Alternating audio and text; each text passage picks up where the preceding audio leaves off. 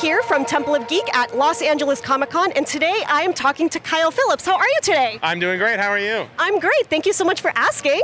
Now, what is your favorite part about being at a convention? Well, it's always been, there's no other thing like it where you can work on something, create something, and then go out and talk to people about the things you've done and meet them and learn how it's touched their lives. And it's just this humbling and awesome experience where people are like, what you did meant this much to me and why, and it's really incredible. So just meeting people who like the stuff that I do is great. But it's now doubly so that I started doing TikTok and Twitch, because now I'm meeting people in person that I've been interacting with pretty directly for a while, and now I'm meeting them in person, so it's pretty cool. Yeah, that is awesome. That is very cool. It's such a vast community, too, with stuff like this. Yeah. Now, you're a voice actor. You voiced Denki Kaminari in My Hero Academia, but you also direct some of the English dub. Now, how did you start directing? Did you kind of fall into it? Was it something you've always wanted to do?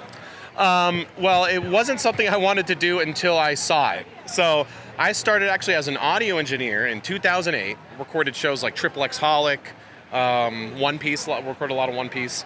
And then just seeing I did acting when I was a kid and a teenager, never thought it would be something I would explore, was really into music. But then when I saw a director and an actor engaging in this creative process, I was like, all of a sudden these memories came back and I was like, I think I want to get into that. And just kind of slowly over time, I worked with Tyler Walker, who directed almost all of Fairy Tail. And basically I'd be like, hey, you trust your lead actors to it's you don't want to say it out loud, but it's almost autopilot. Once you're in the hundreds of episodes, they kind of get it. Yeah. So I was like, hey, can I start directing some of these? And he was like, yeah, sure. So I just kind of, with his him being my mentor, just kind of directed stuff here and there, just kind of got into it, and I actually ended up taking over Fairy Tail from him. Okay. I directed the final season, but the first thing I ever directed was Ultimate Otaku Teacher back in 2015, I believe. So yeah, just kind of slowly chipped away at it until I started directing. So that's very cool. Now, which one is more fun for you, directing or acting? Get this question a lot, and I think I can confidently say acting, because being a director is really great. You can be really creative with it. Unlike traditional directing, for film, where, in film you have a director of photography, casting director, script supervisor, all this stuff. In anime, all of that is one role, and that's the director. So it's cool having that power and that control. But there's a lot of stress involved with it, too. So when you go into the booth to act, I shut all that out.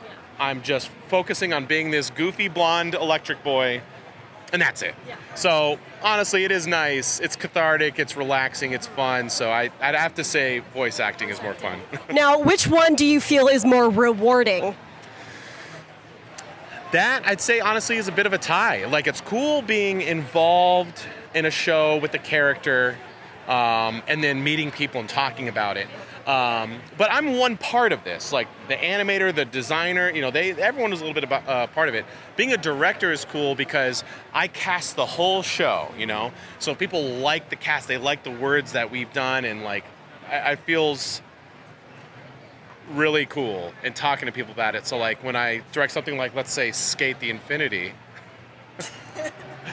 and one of your actors, we decide that we don't like a line the way it is in the script, and we sit there and think, and then your actor just comes up with a line, and I get to approve it, and it explodes the internet.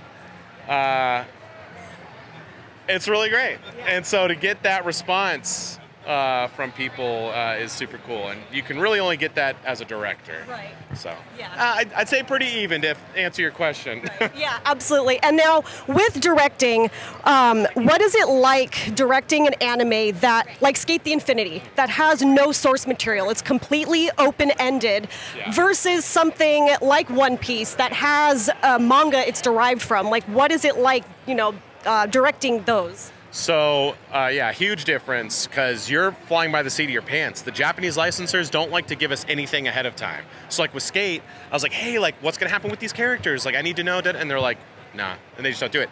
One Piece, you have the manga. Fairy Tail, the manga. Ace Attorney. I directed the Ace Attorney anime. I had the games. So having source material is nice. Because we don't get anything ahead of time, that's what we can do to research.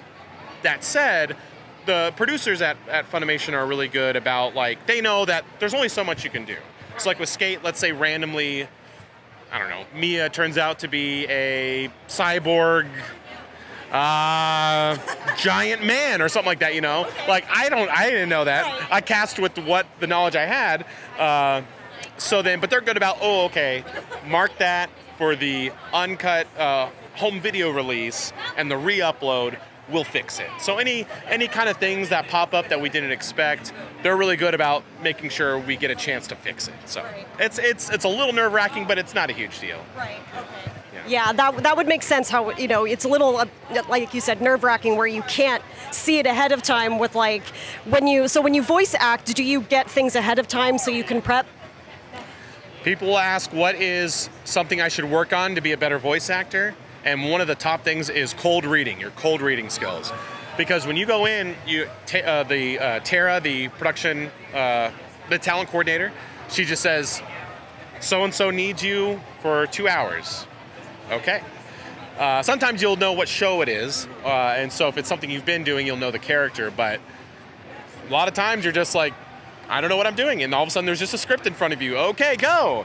So you rely on the director a lot for context and tone, and then just your own experience and instinct. Right. And yeah, if you can't cold read, you can't be an anime voice actor. Right. So you got that. That would be something to work on. So. Right.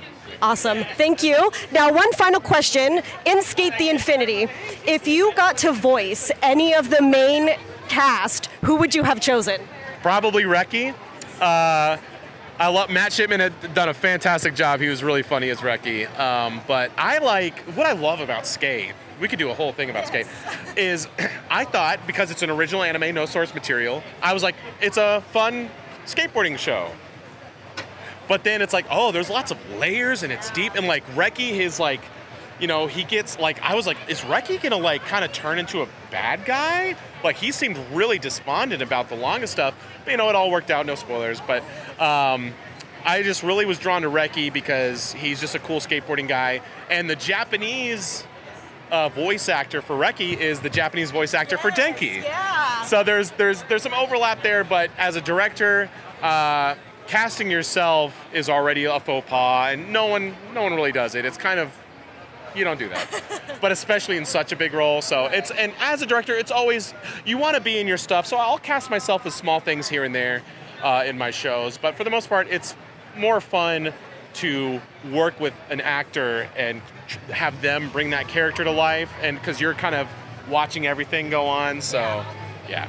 But yes, Reki is my answer. Awesome. Very cool. Well, thank you so much for taking the time to talk with us. Thank you. Of course, and I hope you have a great rest of your con. Thank you. You too. We'll see y'all later. LA Comic Con. Woo-hoo!